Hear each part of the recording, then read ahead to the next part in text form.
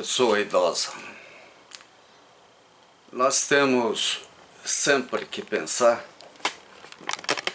onde vivemos e por que temos variações, temos até um gráfico de lucidez e percepção das coisas.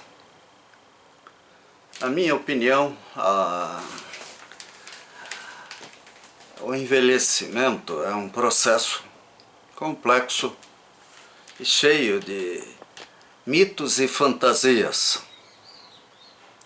Começa a melhor idade e também a de que envelhecendo a gente pode ser sábio ou não, mais capaz ou menos capaz. A natureza é severa e ela, assim como para qualquer planta e outras espécies de animal, fauna e flora, ela tem limites. Até as árvores mais resistentes da Terra têm seus limites. O drama é conhecer esses limites, é a capacidade de autocrítica. E pior ainda, né? Se a pessoa é poderosa, como é o caso dos nossos governantes, ela poderá chegar a um ponto em que, desconhecendo a sua incapacidade de raciocinar, continuar agindo e prejudicando muita gente às vezes. Nós temos que ter indicadores, né? Nós temos que ter consciência de fronteiras, de limiares. Muita coisa pode acelerar ou não a senilidade, os efeitos da idade.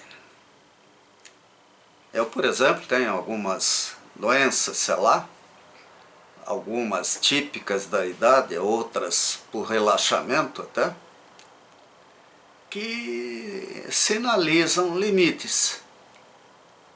E é muito difícil a gente explicar isso, porque um jovem, um adulto na sua plena capacidade, ele é arrogante, né? Ele é onisciente, ele é, de modo geral, convencido de que sabe tudo. Eu sempre falava da questão da engenharia, né?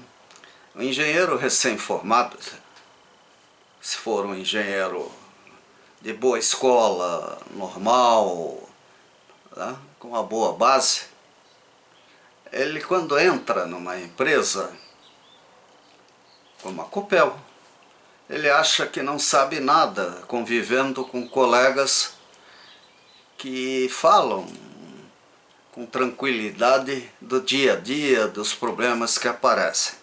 Só que, aos poucos, ele vai pegando a malícia e 3, 4, 5 anos depois, ele acha que sabe tudo.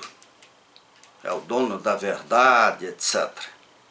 E se ele for inteligente, perspicaz e um bom profissional, uma boa base, ele irá gradativamente perceber que está muito longe do nível intelectual, profissional que ele imaginava ter. Lógico, por questões até freudianas, né? Ele muitas vezes é compelido a manter uma certa arrogância, ou até muito grande. Agora, a honestidade intelectual, quando refletida na maneira de ser, ela leva a uma maneira de agir, a um padrão de comportamento mais humilde, ou vamos dizer assim, mais tolerante até. É óbvio, à medida que a gente envelhece, a gente tende a ser orgulhoso, e se temos bons motivos. O orgulho é um indício de sucesso, muitas vezes. Agora, o orgulho não pode, em hipótese alguma, afetar o respeito ao ambiente, às pessoas, a tolerância e a compreensão de que, por mais que a gente sabe muito pouco. Principalmente na engenharia, medicina, na filosofia até. À medida que a gente percebe a insignificância nossa em relação ao universo e à natureza, a gente se convence, se a gente não for travado por fanatismos ideológicos e religiosos, da incapacidade de entender certas coisas, e principalmente da vida, dos limites do conhecimento e até a angústia em relação ao futuro. Agora, a idade também tem limitações. Nós temos um computador aqui, tremendamente potente, mas que aos poucos ele vai sendo danificado. O clock, o reloginho pode já não ser tão veloz, a unidade RAM pode diminuir, a capacidade de memória também. Toda essa agilidade dos nossos neurônios, nosso sistema de transmissão de informações, dos nossos transdutores, todo esse software, sistema operacional, ele é afetado com a idade.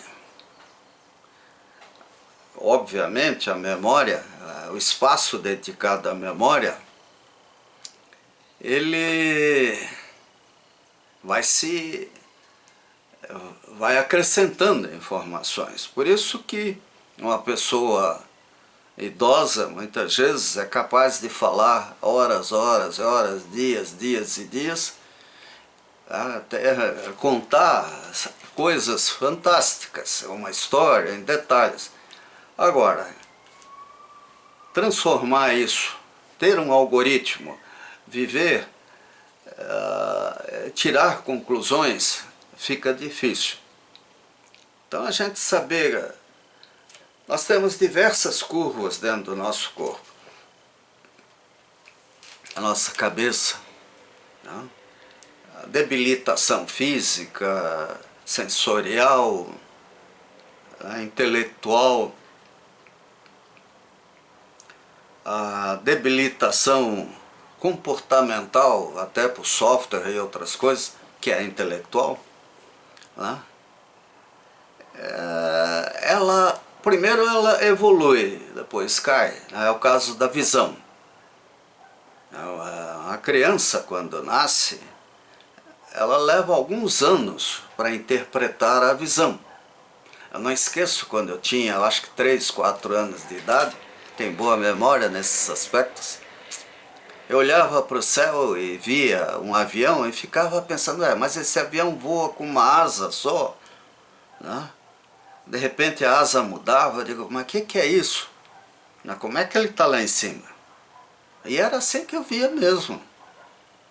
Aos poucos, esse avião foi se tornando algo tridimensional, foi dando ao meu cérebro a visão de aproximação. Por isso que as crianças, com muita facilidade, são atropeladas. E, lamentavelmente, as autoescolas, os tais de instrutores, não explicam isso.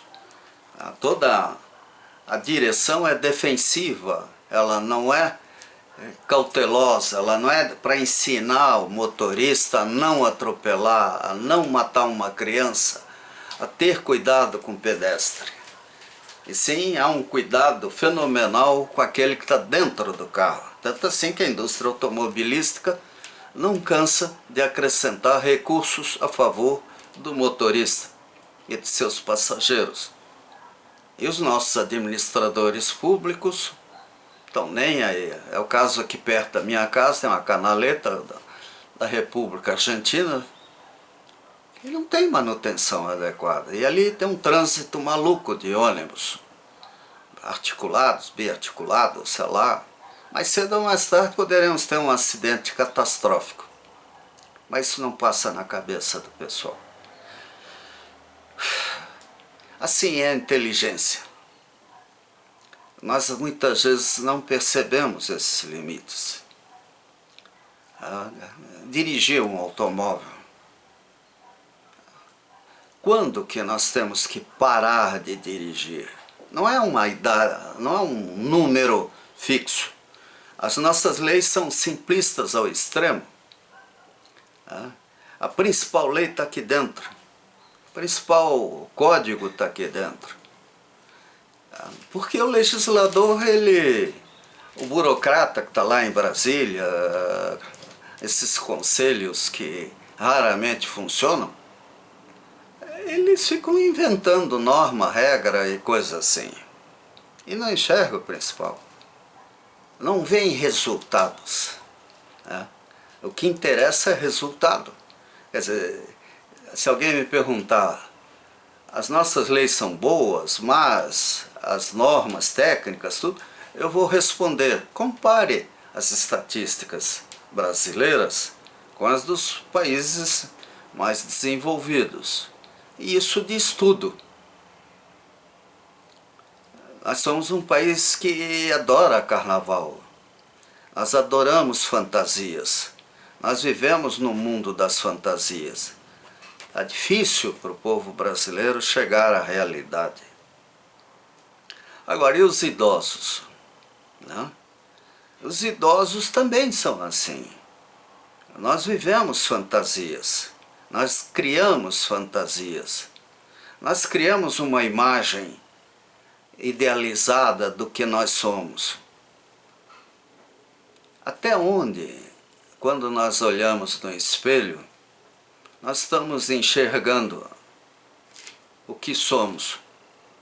Isso é muito difícil, gente. Heidegger, quem sou eu? Né?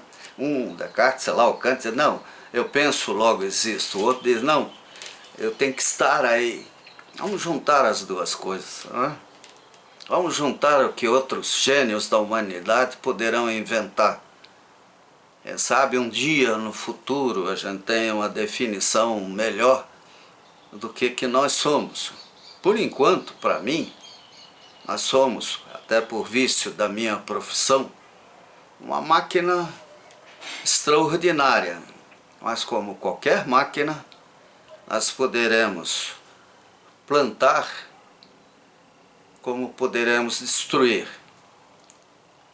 E o mundo nesse momento está mostrando que a tecnologia está muito além do que nós poderíamos ter.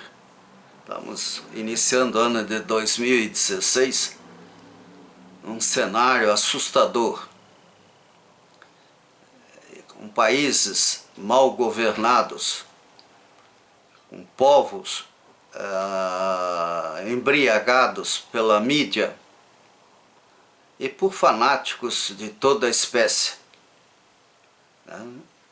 Será que algum líder em algum lugar da Terra tem força, capacidade de mudar isso? Está difícil, né? nós somos idosos, nós governamos o mundo, porque normalmente o comando dos países está na mão de pessoas já com mais de 50, 60 anos de idade. Mas também vemos jovens malucos, como na Coreia do Norte. Essa é a sina da humanidade, como qualquer espécie, como os dinossauros, as sequoias gigantes e coisas aparecem, desaparecem, né? Como os bichinhos menores, né? As borboletas, os peixinhos, aparecem, desaparecem. Então, felizmente, nós temos genes, ácido ribonucleico, sei lá, há uma chave da vida na natureza onde ela pode existir. Essa chave vai continuar em algum lugar desse universo, mesmo que a Terra desapareça. A nossa esperança é que a gente supere tudo isso e a nós mesmos e tenhamos capacidade de entender a criança, o bebê, o feto, assim como pessoa idosa, pessoa mais velha, o adulto, homem, mulher, homossexual, sei lá, todos, e tenhamos na diversidade da vida capacidade de eleger bons paradigmas e escolher o melhor caminho para a nossa existência. Isso é fundamental a todos nós. Vamos torcer para que isso aconteça.